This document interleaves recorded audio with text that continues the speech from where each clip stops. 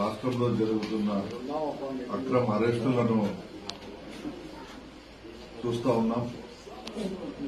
ఏ సంబంధం లేని వ్యక్తులను ప్రత్యేకంగా అధికారులపైన అనవసరమైన కేసులు బనాయించి అడ్డదారిలో విచారణకు పిలిపించి విచారణ జరిగిన వెంటనే వాళ్లను అరెస్టు చేసి రిమాండ్కు పంపిస్తున్నట్లు మరి పరిస్థితిని మనం చూస్తా ఉన్నాం. అందులో భాగంగా ఈ లిక్కర్ స్కామ్ లో బాల గోవిందబ్బు గారు గాని, కృష్ణమోహన్ రెడ్డి గారిని గాని, ధనంజయ రెడ్డి గారు వీళ్ళందరికీ ఎటువంటి సంబంధం లేని వ్యక్తులు కూడా మరి గత ప్రభుత్వంలో అధికారులుగా పనిచేసిన వీళ్లపైన మరి మీరు ఇటువంటి కేసులు బనాయించడం అనేది చాలా బాధాకరమైన విషయం. మేము దీన్ని తీవ్రంగా ఖండిస్తా ఉన్నాము. గత ప్రభుత్వంలో మీ ఎంపీగా ఉన్న ఎస్పీవై రెడ్డి కూడా ఈ లిక్కర్ స్కామ్ లో ఉన్నట్టు తెలుస్తా ఉంది.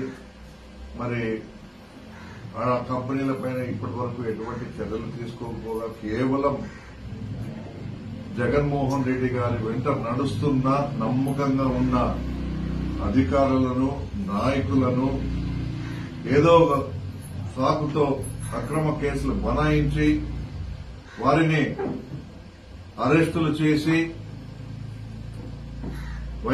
వైసీపీ నాయకులను, కార్యకర్తలను అందరినీ కూడా భయభ్రాంతులు చేసే దిశగా ఈ ప్రభుత్వం అడుగులు వేస్తూ ముందుకు పోతా ఉంది.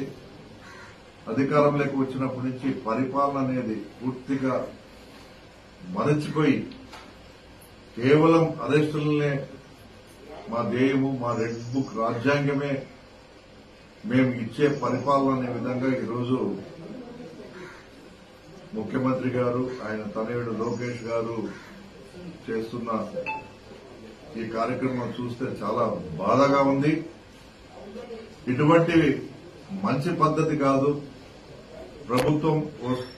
ప్రభుత్వాలు మారిన పరిస్థితి అప్పుడు మరి రేపు రాబోయే దినాల్లో మీ పరిస్థితి ఏమని కూడా ఒకసారి ఆలోచన చేసుకోవాలా. ఈరోజు మీరు, రేపు మేము, రేపు మీరు మళ్ళా అధికారంలోకి వస్తే మీరు, ఇది కాదు కదా ప్రజలు మనకు ఓట్లేసి మనం గెలిపించింది.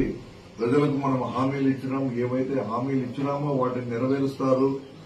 ప్రజా సంక్షేమం కోసం ఖచ్చితంగా ఒక నమ్మకంతో ఈరోజు మనల్ని అధికారంలో కూర్చోబెడితే దాన్ని అన్నిటిని కూడా పక్కన పెట్టి కేవలం కార్యకర్తలకు, వాళ్ల నాయకులకు ఉపయోగపడే విధంగా పరిపాలన సాగుతా ఉంది. ఈరోజు చూస్తా ఉన్నాం లిక్కర్ ఈ రాష్ట్రంలో ఉన్నంత విచ్చలవిడిగా బెల్ట్ షాపులు ఏ రాష్ట్రంలోనూ కూడా లేవని కూడా మీకు చెప్తా ఉన్నాము. దానికి తోడు మరి ఇతర రాష్ట్రాల నుంచి లిక్కర్ కూడా మన రాష్ట్రానికి వస్తున్నట్టు కూడా సమాచారం ఉన్నప్పటికీ కూడా మామూలుగా లిక్కర్ షాపులు 10 గంటలకు ఓపెన్ చేయాల్సి ఉంటే తెల్లవారుజామున 5 గంటలకే ఓపెన్ అయిపోతా ఉన్నాయి.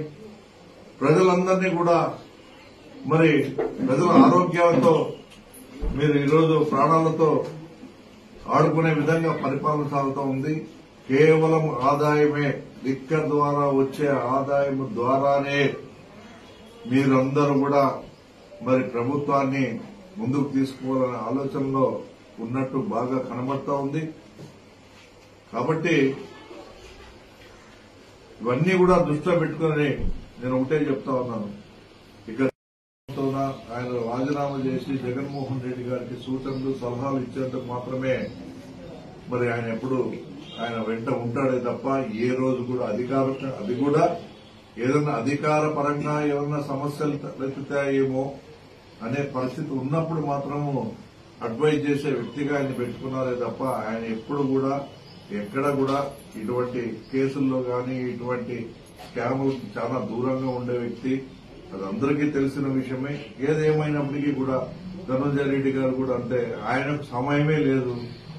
గతంలో మొత్తం రాష్ట్ర ప్రభుత్వం జగన్మోహన్ రెడ్డి గారి ఆదేశాలను, రాష్ట్ర ఆర్థిక స్థితిగతులను కూడా మరి సమన్వయం చేసుకుని డెవలప్మెంట్ ఒక పక్క, మరి అదేవిధంగా ప్రజా సంక్షేమం ఒక పక్క, వీటిపైన పూర్తి స్థాయిలో నిమగ్నమై మరి ఒక పక్క ఎమ్మెల్యేలతో శాసనసభ్యులతోనూ పార్లమెంట్ సభ్యులతోనూ శాసన మండలి సభ్యులతోనూ వీళ్లతో కూడా చర్చించి మరి అన్నిటిని కూడా ఆ విధంగా ముందుకు పోయే ఒక అడ్వైజర్ గా మేము చూసామే తప్ప ఇటువంటి స్కాములతో ఎటువంటి సంబంధం లేదు. ఇంకా బాగుపోయింది తప్ప ఆయన అడిగేది మన భారతీయ సిమెంట్ లో ముందు నుంచి కూడా ప్రముఖ అంటే సిమెంట్ సంబంధించిన విషయాల్లో డైరెక్టర్ గా పనిచేస్తూ ప్రముఖ డైరెక్టర్ గా పనిచేస్తూ ఆయన ఆ కార్యక్రమాన్ని జరుపుతున్నాడే తప్ప మరి